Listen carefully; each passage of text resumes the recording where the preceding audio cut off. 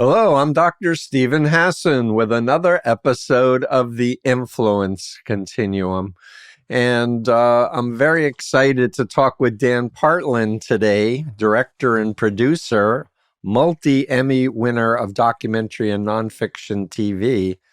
And you've done work on A&E's Intervention, the 60s on CNN, American Race with Charles Barkley for TNT.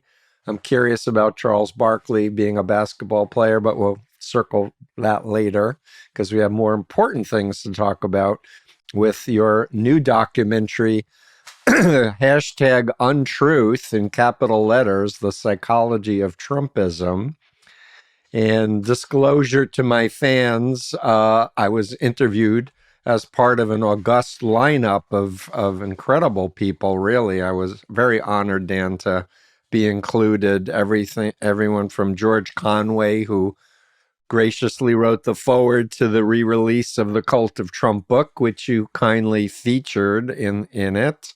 Ruth Ben-Ghiat and John Gartner, Malcolm Nance, Ann Nelson, Denver Riggleman, Anthony Scaramucci, Michael Steele, Joe Walsh, a lot of my favorites. A murderer's row, really, of people with fabulous insights into the Trump era. And former members of the Cult of Trump, too. So I know that you did a great documentary a few years ago called UNFIT about Trump. So why the update? Why UNTRUTH? And what's your thoughts? Yeah, who knew back in 2020 that even if Trump lost, we would need a sequel? UNFIT was called The Psychology of Donald Trump. And it really was interviews with a lot of political people, political conservatives, but mental health professionals and psychologists to really talk about the man himself. Mm-hmm. This film is not as much about the man himself as it is about the phenomenon of Trumpism and the psychology that's at work in the culture in general. Right. But the psychology of Trump, the reason that film happened was that I felt like I was consuming tons and tons of news. Everybody was. There was a scandal a day, and yet felt like I was getting very little insight for it. More and more information, less and less insight, hard to see the forest for the trees. And so the effort was to take a step back. If you take a step back, stop chasing the news cycle and try to get a larger picture of what's happening. Are there people who have insights into this kind of moment? And it turns out there really were. The thing that was most valuable in understanding what was going on in the country and where the next political scandal was going to come from was just to get some more insight into Trump's psychology himself. Right. Once you understand that there are people who know a lot about malignant narcissism, who understand, how autocrats have worked throughout the ages. Once you're on that line, suddenly the Trump phenomenon and Trump himself became very, very predictable. Right. Everything he was doing was predictable. There is a pattern to it.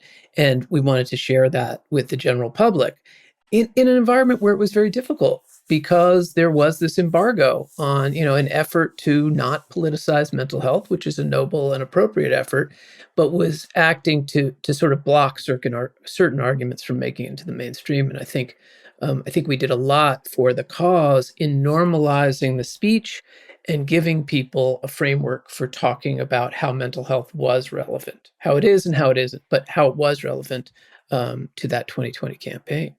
So, in 2021, why we needed a follow-up is that insight into Trump is no longer the issue. Now we need insight into the culture and why Trumpism is so enduring. Right, and MAGA. So I want to add that Bandy Lee, forensic psychiatrist, edited The Dangerous Case of Donald Trump. Both herself and myself largely got censored by the mainstream media, with the American Psychiatric Association saying, no, we can't diagnose political figures, citing the Goldwater rule. Right. And we've unpacked that over and over again, at least I have with Bandy, that we have a duty to warn, and we don't need to evaluate a person in our office to say this person has the stereotypical profile of a dangerous figure, and based on decades of expertise, and she is an expert on dangerousness in particular, we both got censored by the mainstream media. And George Conway, to his credit, created the Anti-Psychopath Pack and just put it in their faces, saying the media has fallen down and not emphasized the psychology of Donald Trump and the psychopathology of Donald Trump. So he's gonna lead the charge, and he's been doing a great job. Absolutely. And, UNFIT really goes into that in detail. I mean, it doesn't take very long because Dr. Gartner makes short work of eviscerating that argument, right?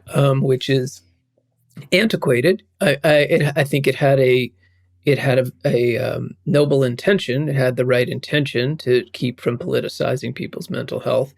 On the other hand, where the state of mental health science in 2020 was very different than it was in 1968 when the Goldwater rule was pertinent. Right. And a lot more of what we're talking about and everything that the mental health professionals talk about in the film are based on observation of behavior. Yep. They aren't based on things that can only be discovered in a clinical setting, talking one-on-one with the patient. Yeah, exactly.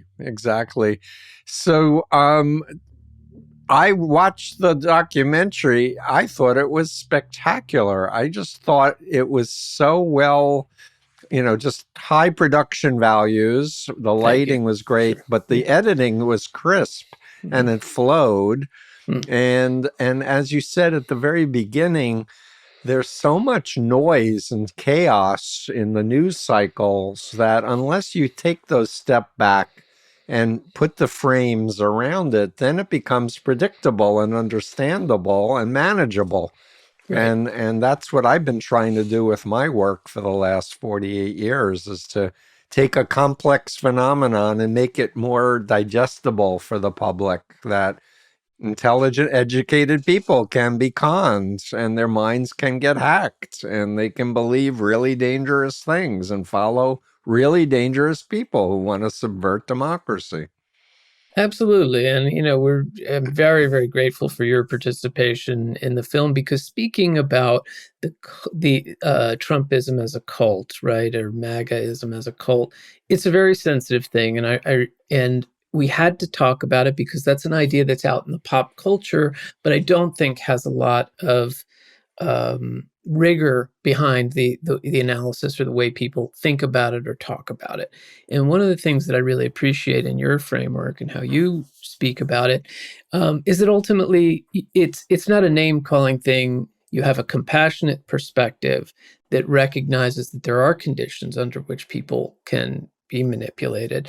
I think, cult is a bad word. Now we're talking about, intentional communities. Aren't there certain groups that we used to talk about as a cult that maybe have a net positive effect on people? Before I had read your BITE framework, I had a sort of simpler common sense test that I looked at, which was, does this group, what is this group's tolerant to dissent? Are you allowed to have a dissenting voice in this group? And if you're not, then I deem it a destructive cult, right? And I think that that's been amply proven about the MAGA-verse, is that Liz Cheney, couldn't, if you really believe in conservative political principles, you couldn't find a more stalwart champion. But so she wasn't, but when she broke from Trump, it's not that she broke from her political ideology that presumably the electorate in her district still believed in. It's that she dissented from a rule of that community, and she was punished for that. She lost by the largest margin, I think, ever in a congressional race in a district that she had held for so long and that was so aligned with her values. So what does that tell you about the cult hypothesis and about this group's tolerance of dissent? Yep. So I'll just add in I call this podcast the Influence Continuum because I have a graphic that talks about ethical influence to unethical. And I say there are cults on the ethical side too, where people are fanatic followers of Taylor Swift or, a football team or whatever, but they have informed consent. They're not being exploited. Their personal identity isn't being re-radicalized into some clone of some other person. And on your point about dissent, it's such a critical thing that I want to add one more comment about what something that I did, Dan, which is I did a TEDx talk called "How Can I Know If I've Been Brainwashed?" And I start with my Mooney stuff, and thank you for adding the Mooney piece to frame my narrative, because that's really how I came to this entire subject. But I talk about taking a time out, unplugging from your smartphone, hours and hours of constant reinforcement and involvement. Just take a time out, sleep, eat, dance, listen to music, walk in nature. Number 2, learn about brainwashing. Learn about Lifton's 8 criteria of Chinese communist brainwashing, my BITE model, which is based on Lifton. But here's the third point, which is to what you were saying, is deliberately seek out critics and former members and listen to them. Because if you want to reality test to decide if you've been brainwashed, mind control authoritarian cults say you can't listen to critics and former members. It's poison, it's demonic, it's any number of negative things. And I say if you're an intelligent, educated person and you want to evaluate, learn about the BITE model, listen to the critics and the former members, and then reflect on your own experience. And ask yourself, if I knew then what I know now that I know the BITE model, now that I've heard the critics and former members and had the experiences that I've had, would I have ever gotten involved in the first place? And if your evaluation is nope, then it's time to leave. Right. But this way, people can do it on themselves. They don't need someone to persuade them. Trump is a dangerous authoritarian. They can analyze for themselves. If they thought that Trump would be convicted of 34 felonies or that he was guilty of sexually assaulting E. Jean Carroll, would they have ever voted for him? Or that he did a hush money payment for a porn star while he was married? Or that he would try to overthrow an election by violent means. Yeah. I mean, listen, I think all those are great common sense tests, and of course, there's a basic logic to it. We wanted to pick conservatives and even some people who had good, MAGA bona fides, and hear from them. That those voices are definitely foregrounded in the film. But there's another point that, like, what we actually wanted to do was I don't think the film says anything controversial. What we were trying to say is, let's draw from the wealth of human knowledge, from some pretty basic established ideas from psychology, from sociology, from political science, your work on cults, etc. And let's put together what the knowledge base already knows about these things. And this is, it's great if a documentary can go and say something fresh and new, but that people haven't heard before. But sometimes the real goal is to put together the things that we already understand in some logical building blocks that give people a new framework, an easier framework for understanding it. And so, parallel with your work, you're giving a framework for understanding it in the broader sense. When people, the dig on films like these is that they preach to the converted. Right. And, I think that it's true that, you're not going to get devout Trumpists to watch such a thing. And if they did, they would be sufficiently likely to be sufficiently close-minded that it wouldn't stick. But I think, we did have a particular target that we were interested in, of people who were in the center, who were wobbling, particularly right-leaning Republicans who were uncomfortable with Trump, but they just love Republican politics so much, Republican policies, because that's ultimately the mindset that I find the most perplexing. My cousin is fully in the cult of Trump. She loves him. He can do no wrong. I try to engage with it as best I can, offer another side, but she's not going to get much out of this film. But I do understand that she's fully in his thrall, and that's why her mind is closed.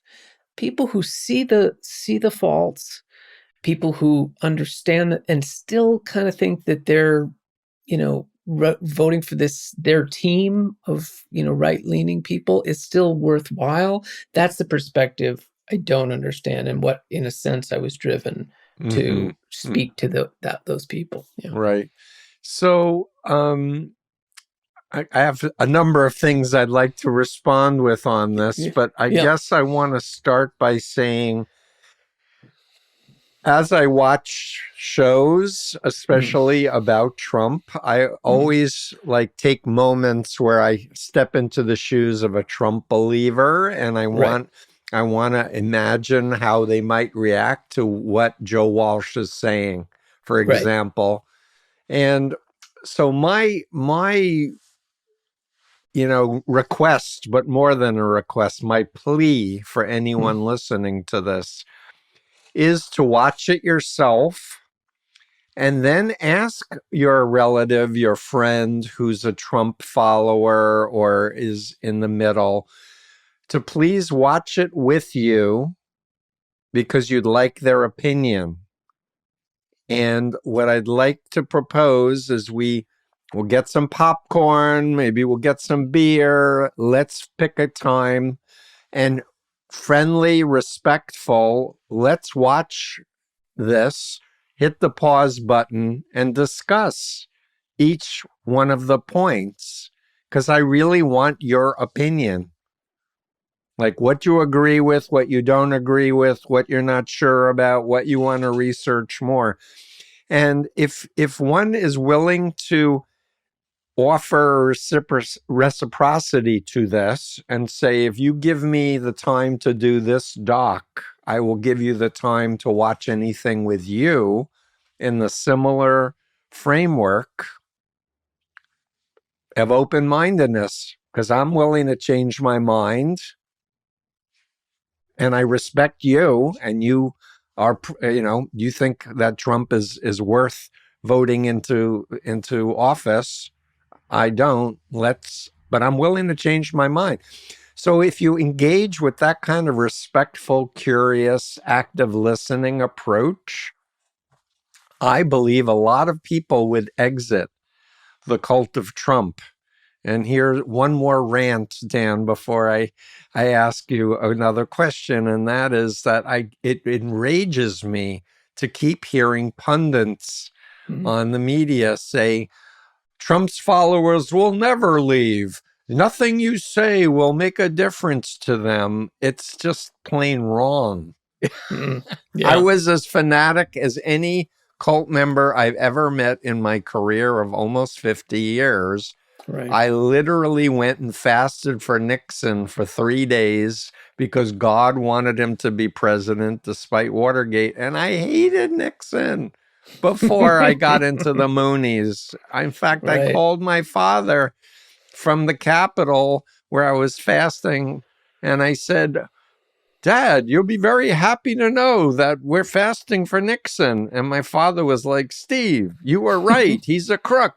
I'm like, Dad, you don't understand. God wants Nixon to be president. He's like, but Steve, he's a crook. But Dad, you don't understand. He's like, now I know you're brainwashed. The guy's a crook, Steve.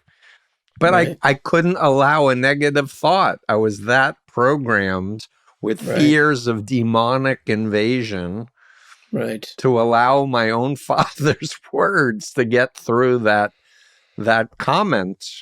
And but I did get out, and that's what I want. That's my message, is that it's not permanent, but you need an off ramp. You need people on the outside of the group who love you and care about you and spend the effort and time to engage with you and ask you good questions. To you, Yeah. Dan. Well, yeah, and I recognize it's so hard. It's so hard, but I think it is going to take. Part of the MAGA POV is so kind of belligerent, so bombastic, and so judgmental to cast aside anybody who disagrees with them, and there's this sort of unified talking points that can shoot down anything that they disagree with as being bogus, and that's so hard to walk into that and decide you're going to engage with that. But I think it's going to take just so much patience and compassion for the rest of us to reach people who are of that mindset. Right. And we have to summon the courage to sort of walk into the fire and do it, and to do it with an open heart, Right. and not in a combative way. Right, exactly. The key for me is if you have a relationship, a long-standing relationship, this is your brother, your sister, your aunt, your uncle, your parent, or whatever, that you can think back before they got radicalized into the MAGA mindset and remember that person. And you don't start, by the way, you never attack the leader, the doctrine, or the policy head on, because that activates the cult identity. I talk about the dual identity. Activates the cult identity to be bombastic and to feel persecuted and attacked and to attack back. You ask questions that elicit who they were before, and you build in that relationship of help me understand how you came to adopt a position that you currently hold. Think back. What's your earliest memory of Donald Trump? And when you ask it with an open heart, with respect, people say things like, well, I saw him on The Apprentice. Yeah, what'd you think? I thought he was an asshole. That's interesting. You don't say, aha, I got you. No, you say, oh, that's interesting. You thought he was an asshole. What was he saying or doing that made that reaction for you? Oh, he was putting down so-and-so, or he was acting, entitled, or whatever. So you're eliciting a person's real framework. And then you say, walk me slowly through how you started to take him seriously as a political candidate. Well, my congressman liked him, or I saw Fox News and I was listening, to Sean Hannity or whatever. But you help them understand the social psychological influence processes that brought them to here. But the essential thing is that the mind doesn't get erased when you get programmed by a cult. It's a dissociative disorder. So the cult identity, think of like an operating system getting hacked by malware. It takes over your operating system. The operating system's still there, the coding is still there, but you have to work around the malware. Right. And the solution is talking about other cults that the person would agree are bad, like Chinese communist brainwashing exists. Right. Let's unpack what that means. Pimps and traffickers. Let's unpack that. My experience is they'll talk about those things, and then I get to talk about the bite model. And I get to talk about how good people are given a new name, new clothing, and unpack it. Here's I can't help but revert to my wiring as a documentary filmmaker. So I have questions for you. But so do you, certainly there are some MAGA folks who are just where I think that, calling it a cult is totally appropriate. There's also a lot of people who I think don't reach that level, but are still committed to Trump. Sure. And so I guess what I'm always wondering is there a different strategy for different, maybe not, maybe that these are just the tools for opening people's minds, but one of the framings that I just revert to in thinking about this moment is I do think about this moment politically a little bit in moral terms. Yeah. And I feel like, when you look back at the great moral tests in history where you can't believe so many people went along with slavery or Jim Crow or Nazism or whatever, you always like to imagine that, of course, you would be on the side of right. And how would it have been appropriate to treat those, enslavers and Nazis and, perpetrators of segregation? And so what I've tried to do, and listening to you speak now, I'm having to rethink it. Is like I've tried to capture a stance that is compassionate, but does speak about it in moral terms, because I'm not comfortable creating an appearance of a sort of false equivalency of like, well, these are different ideas. I think these ideas are better. You think those ideas are better, because I think this is a moral test. Absolutely. Absolutely. Yeah. And I was born in 1954, and my father served in World War II, and I am Jewish, despite the spelling of my last name, where people think I'm a Muslim. Yeah. And I have done the thought experiment both before the Moonies and after the Moonies of what would I have done in the 1930s in Germany if I knew what was coming with Hitler. Right. And when my book agent said, I want you to do The Cult of Trump, my first reaction was, it's going to alienate everyone who's in the group, and I don't want to do that. But he said, they're not going to read the book anyway, and don't you feel an obligation to educate everyone else about your expertise at Simon & Schuster, and you have an opportunity. And I really did that thought experiment, and I thought about the threats, the harassment possible coming at me, which was real.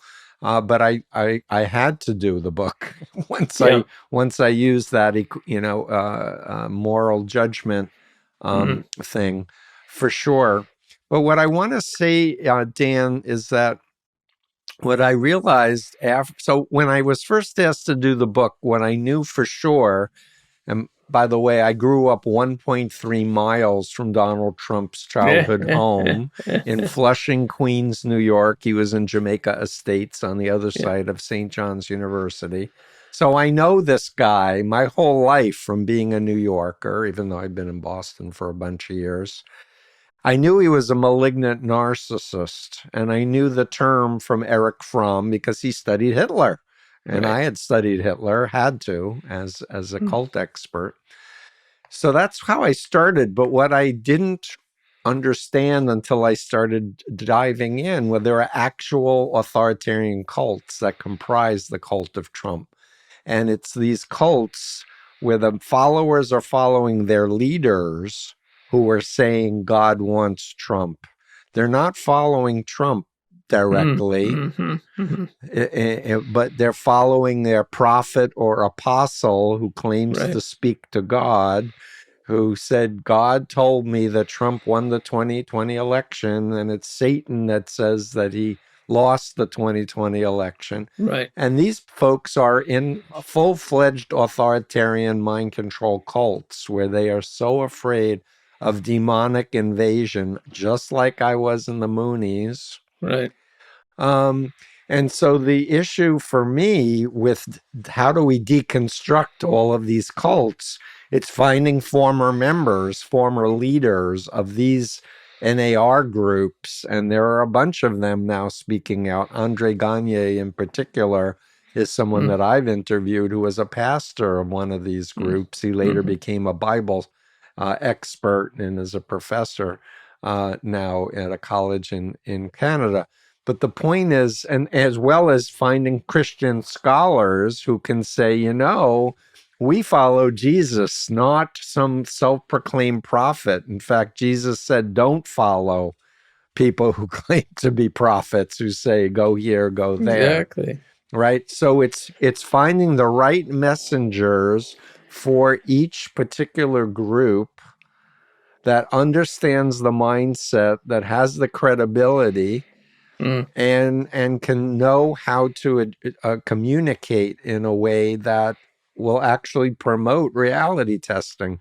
Sure. And, I mean, I'm just sort of genuinely motivated by that. I did another film earlier this year called God and Country that is specifically about the rise of Christian nationalism and told from a Christian perspective. When I realized as I was diving into that content that there were, a number of religious scholars who had great insights into it. And I was not interested in those perspectives as much as I was of the perspectives of the faithful. And so that film is really driven by Christian conservatives who are deeply invested in Jesus and deeply troubled by Christian nationalism. Yep. But anyway, I wanted to also just to turn it back to, we were talking a moment ago about the dig on these films is that they preach to the converted.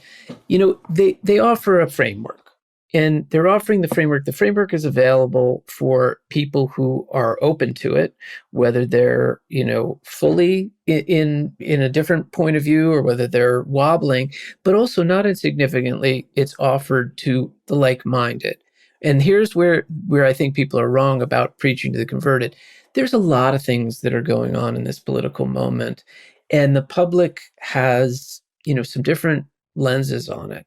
What you're trying to do is give them a valuable framework that is going to lead them to new insights. And then they can take those insights and they can share them with others, and those can be part of the conversation. And so absolutely the impact of Untruth, I don't know, I hope it has impact. It really tries to understand genuinely how we've gotten into this place, the impact of social media, anger-driven virality, the impact of a profit-driven news media that we have in the United States. Very important.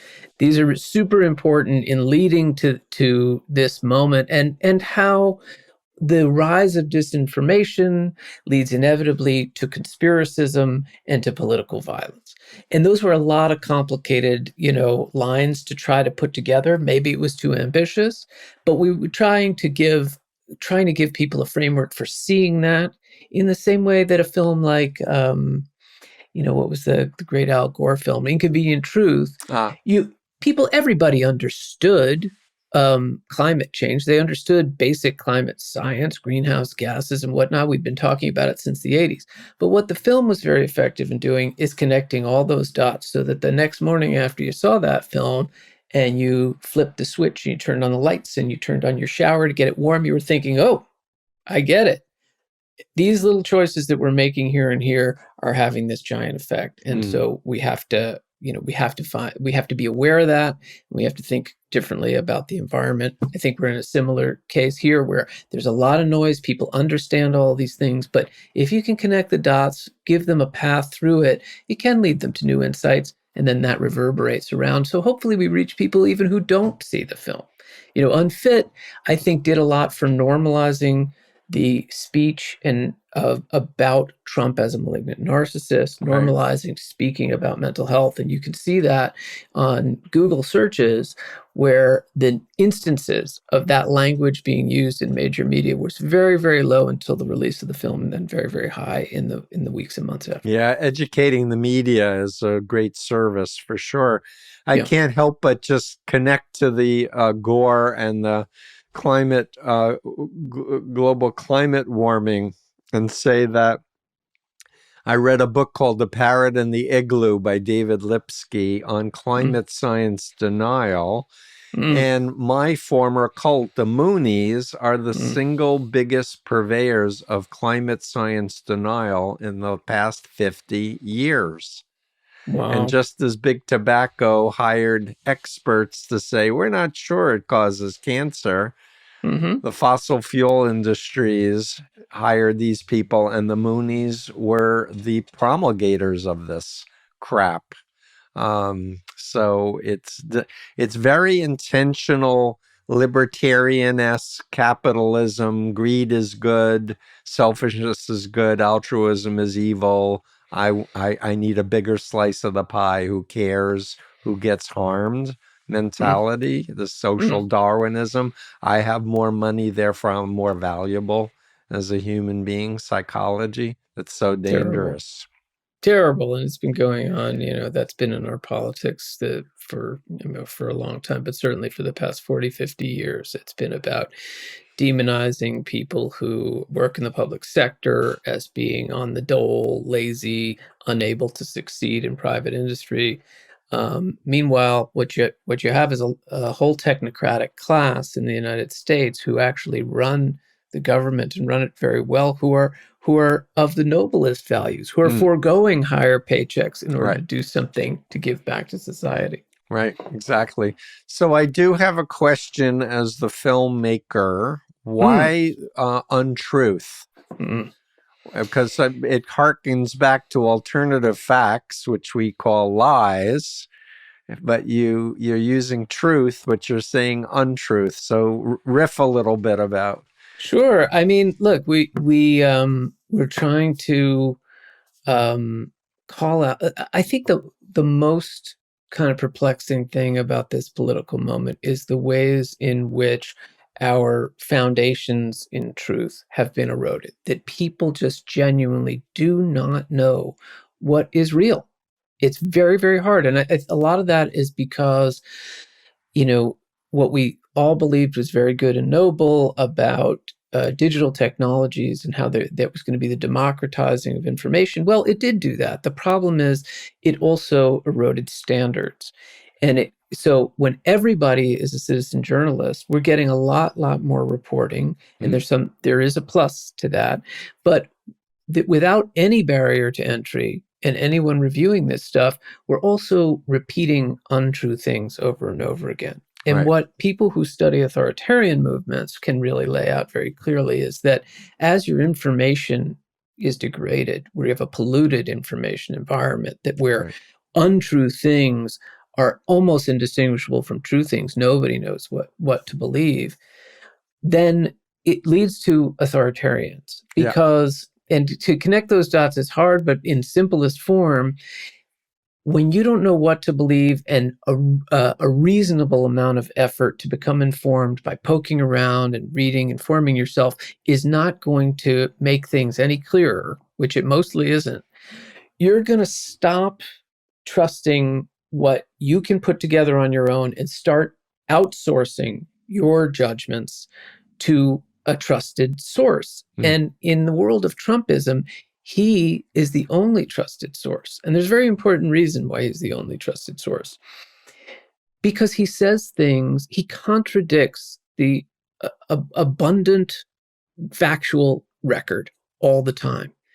And so at first, this is a kind of interesting quirk of the malignant narcissist, which is that it's a form of domination, right? If you want to show off your power, what could give a bigger narcissistic high than to get an entire population, a giant portion of the population, to believe things that are simply untrue that they saw with their own eyes. Yep. This is not the case. So he's getting this outrageous high, but what they're getting is a lack of confidence in their own reality testing, in their own ability to make observations about the world and reach the right conclusion, because the person who they trust most comes up with a different conclusion when he looks at that same set of facts. And so, so truth itself has been undermined. And I think that is, it's hard to think of a more profound and abstract destabilization of a society than just to say, you know what, Americans are having a really hard time right now just knowing what is true. Yeah. Despite this robust independent media that's making it harder to see the truth than easier.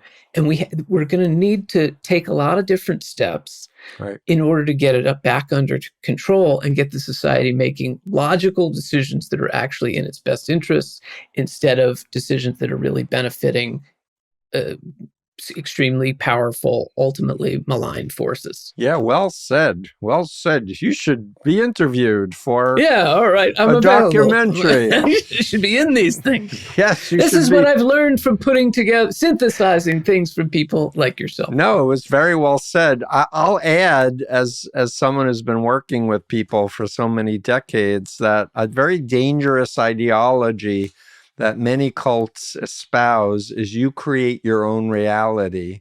And if it's true for you, that makes it true. Kind of a postmodernism, definition of truth. And I'll just say that the scientific method has helped human civilization advance because it's a community-based effort that says there is no truth with a capital T. We have hypotheses that we then test out, and we're very happy to abandon a hypothesis if there's a better theory that we can then test. Right. And so it's constantly open to criticism from the community as opposed to the truth. And if something is true, it stands up to scrutiny. You can poke it, you can test it, you can take 2 pennies and count 2 pennies and 1, 2, 3, 4. It really is 4. Mm-hmm. You can say in an alternate reality, it's really 16, but no, I'm feeling them 1, 2, 3, 4. In this reality, 2 plus 2 equals 4. And I'll further say that there was a military strategist, William Lind, and I did put this in the Cult of Trump book, in the 80s, talked about 4th generation psychological warfare, aimed at attacking experts, science, and democratic institutions. And he paired up with Paul Weyrich of the Christian right.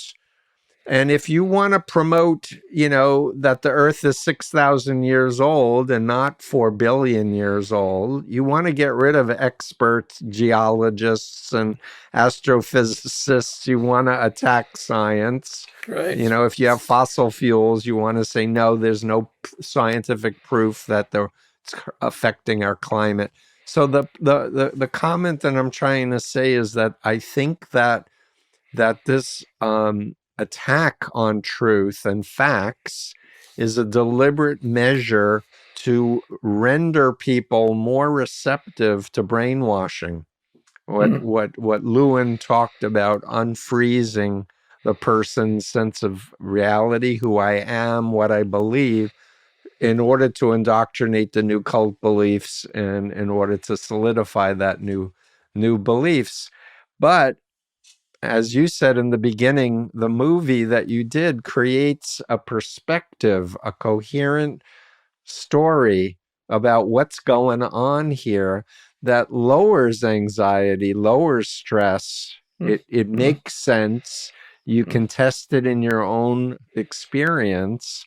And people deserve to have less stress and anxiety and fear and more confidence that there are good people with good values who want freedom, who want women's rights and gay rights and indigenous rights and the right to dissent and such, and not have somebody threatening revenge and to use the DOJ against us for speaking out. I love the way you put that. I mean, I think I certainly hope the film does lower anxiety. I think it also, you're trying to speak clearly about dangers that exist and that can raise anxiety. But I ultimately think that insight is what lowers anxiety. When you feel like you're understanding what was going on. So even if the film, I do think the film illuminates the problem in a way that maybe people hadn't seen how really dangerous this confluence of different factors is at the moment. You see that, but also hearing from people who can give you the insight gives you inherently a little bit of power over it and some motivation to conquer it once you can see the shape of it. And that's the hope. Activating people is the hope, because we're all exhausted. It's a complicated world, and you don't really know where to put your attention and your focus. But hopefully this film, your work, other stuff is helping people with a framework to attack the problem that is activating and not just frustrating, discouraging. And I'll just add that while it's very timely that it comes out 2 months before the big elections, this film is going to be relevant for many years to come, because no matter what happens in the elections, there will be a significant MAGA belief system movement continuing, even if Trump disappears. Yeah, I really think so. I mean, I think that that's a sort of positive outgrowth of the original framing and intention about how we approach the film, which is how can we get away from the news cycle and take a step back? What are the big insights that are important for people to see that don't have to do with the granular level of detail about how many indictments or, what's happening at the border? What is happening in the world right now? And, you spoke to it in passing, but the world is in a state of heightened anxiety. I mean, this is an age of tremendous, tremendous anxiety. I just to sort of go down the road that you teed up about the scientific revolution, I'll go back even further, the cognitive revolution, right? Human beings gaining insight into their world gave them power over it, and lowering anxiety, right? Yeah. You didn't know you were praying to gods and sacrificing animals and stuff because you didn't know why the river was flooding and destroying your crops. Right. When you understand it, you can approach it in a different way. It's a little less frightening. It's not going to just be a random thing that happens when some ice melt happens very far from you that you didn't even know about. Right. Well, so I think for thousands of years, this has given us tremendous, has lowered anxieties. Mm-hmm. It's given us tremendous power over the world that we live in. Mm-hmm. But I think we're at a moment right now where our knowledge and vision of the threats is so exceeding our capacity for addressing those threats. Right. So the example to this, I refer to this, I'm going to have to find it again. I saw it once in passing, a New Yorker cartoon that helped me so much to see this picture in an instant. That's what a good insight could do. It's a man walking. He's seemingly dressed like someone in the 50s. Maybe he's walking down the street, whistling and spinning something on his finger, and then the caption below it says, a man who doesn't know his cholesterol level, the threat of nuclear danger, the amount of greenhouse gases. Right? We have collected so much information. This has always been the problem for humanity of how to deal with the burden of this knowledge because it is anxiety provoking. So we're in this state of heightened anxiety. Add to it, as we referred to in passing before, a human tendency to be activated by anger-driven viral. Anger gets your attention. People always ask me, how anger, fear, disgust are the three biggie. There you go. You, again, have a better framework than me, but I'll say people, from my perspective, people ask me as a filmmaker, like, why isn't there more happy news? Why aren't people out there telling the happy stories? I said, well, the happy stories are great, but people don't watch the happy stories. The reason they don't watch the happy stories is that the happy, good things will take care of themselves. People are interested in the danger. The danger is what they have to protect themselves from. It's an evolutionary thing. It's not evolutionary, exactly. It's not because we don't like happy stuff. We love the happy stuff. But when you're watching the news, the point is to find out where the danger is coming from. Yep. And get yourself protected, right? So what we've realized, though, is that there's a profit motive in making sure that people are getting frightened all the time. Yeah. So we're putting out more and more, a profit-driven news media is putting out more and more, emphasizing the danger more than all the things that we have to be reassured about. And, people can criticize these films for doing it too. I am interested in pointing at the danger, of course, but we're trying to also land the plane in a place of insight where people can sort of gather themselves informed and try to sort of march forward. It was a very grounded film, in my opinion. It was not hyperbolic, and it was really a lot of scholars, frankly. You have a lot of PhDs and and people who are true experts in their respective fields. And not just those, because you want to also have a view from the ground. Right. I think Joe Walsh really gave tremendous insight. It's really important that people who are trying to organize against this MAGA movement don't dismiss it as unimportant. Right. There are real reasons that this is here. There have always been characters like Trump. The question is, why right now was the ground fertile for this movement to take root? And it was because of real things. 60 million people aren't just all bad apples and weirdos. They're in every one of our families. They're just like us. They're people who, I think, Trump was offering solutions that appeared to them better, that were speaking to them in a way that other solutions weren't. And so the challenge for the opposition is to understand that and start speaking to those things that people are so concerned about in a more effective way. And to come back to my story in the Moonies, that it's been a 50-year project to build think tanks, to build a Federalist Society, to do this long game that people like myself have been saying, hello, pay attention, and some other people, and that it is going to not be a quick fix in the election cycle to rebalance things and to bring things back.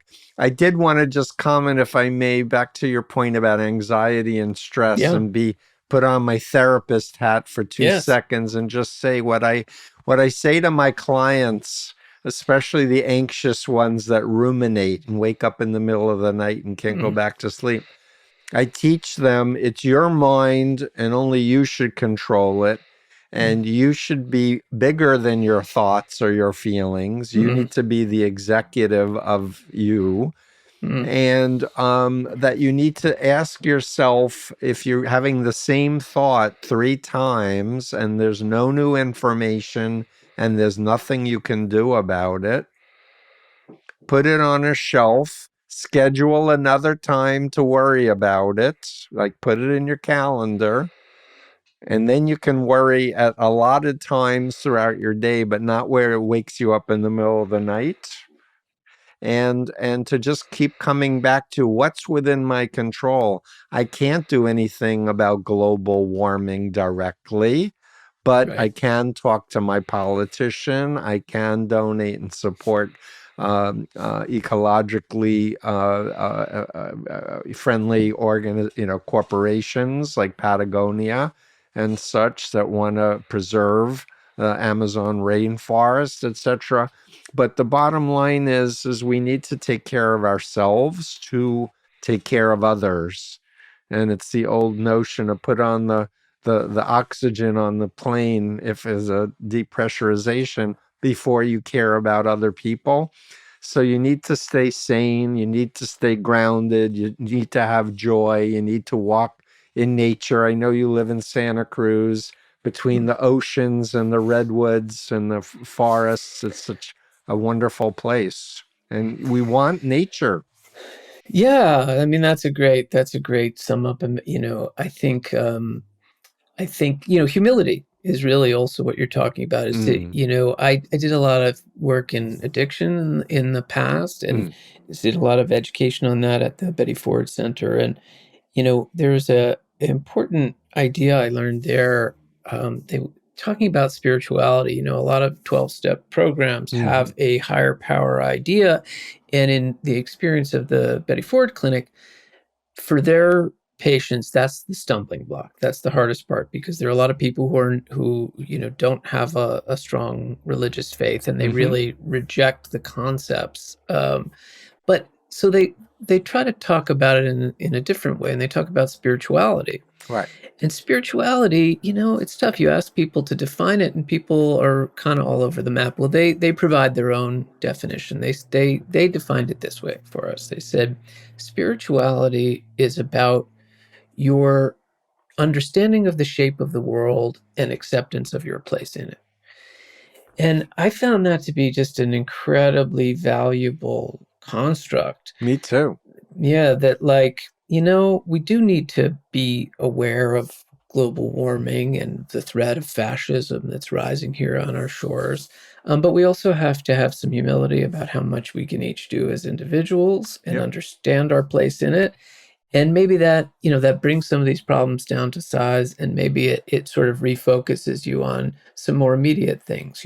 Is there someone in your family absolutely. who you could reach? Is there something you could do for yourself? Is there, is Yeah, there a new blue can you can put out? Whatever it is, but to make the problems that we're wrestling with are not human sized in a lot of ways, mm, and how can any of us feel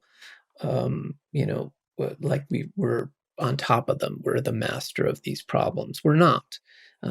These are big, big problems, but we have to be on top of the human-sized problems and do what each of us can. right. And realize that, we are part of a bigger or a movement of people. Like it's Mm, not all on our shoulders, and that we are stronger together, to use a riff that hmm I'm hearing.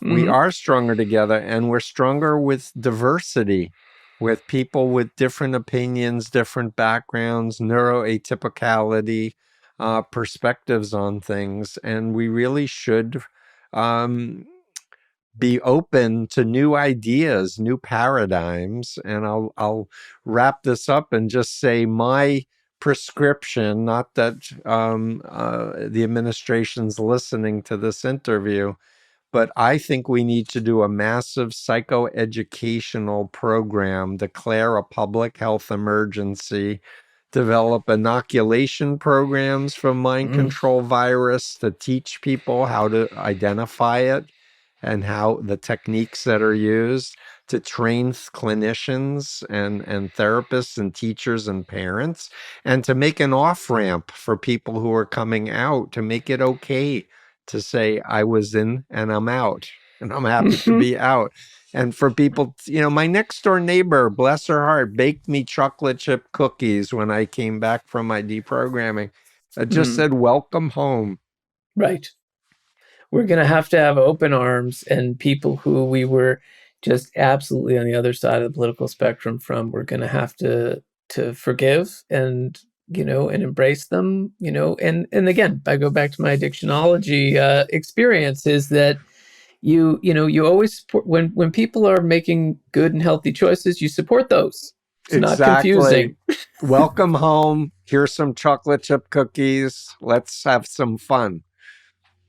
Dan Partland, UNTRUTH, The Psychology of Trumpism, a documentary that's streaming. We think it's on many platforms on demand, and we hope Amazon. I'll rattle them off because Please. there's a you can really watch it anywhere where you can buy where you can get videos on demand. It's on Prime, it's on Apple TV, iTunes, Google Play, YouTube, Microsoft, DirecTV, Fandango at Home, Xfinity, Fios, Spectrum, Cox, Comcast, Shaw, Bell, and Dish.